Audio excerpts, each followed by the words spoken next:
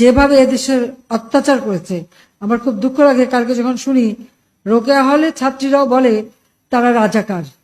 তারা কি জানে ৭১ সালে 25শে মার্চ কি ঘটেছিল? সেখানে ৩০০ মেয়েকে হত্যা করেছিল, ৪০ জন মেয়েকে রেপ করেছিল এবং এদের ধরে নিয়ে পাকিস্তানি ক্যাম্পে নিয়ে গিয়েছিল। সেই ক্যাম্পে কি অবস্থায় ছিল? অনেক মেয়ে শাড়ি বা ওড়না দিয়ে ফাঁসি দিয়েছিল বলে তাদের কাপড় পরতে দেওয়া হতো না, ওই একটা পেটিকোট পরিয়ে বসিয়ে রাখতো। দিনের পর দিন তাদের উপর পাশবিক অত্যাচার হতো।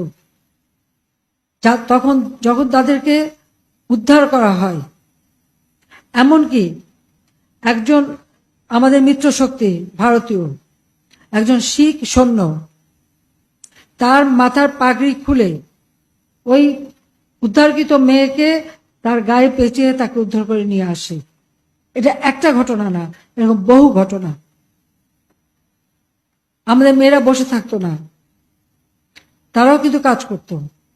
পিরোজপুরের যে মেয়েটা, তাকে ধরে নিয়ে যায় ক্যাম্পে, রান্না করতো এবং তার উপর পাশবিক অত্যাচার হতো, কিন্তু ওরই ফাঁকে সে ওদের খবর নিয়ে সেই নদী সাঁতরে পার হয়ে রাত্রেবেলা চিতলমারিতে যেয়ে সে মুক্তিযোদ্ধাদের কাছে খবর দিয়ে আসতো। ধরা পড়ার পরে তাকে গাড়িতে, দুটো গাড়ির সঙ্গে তার দুই পা বেঁধে সেই গাড়ি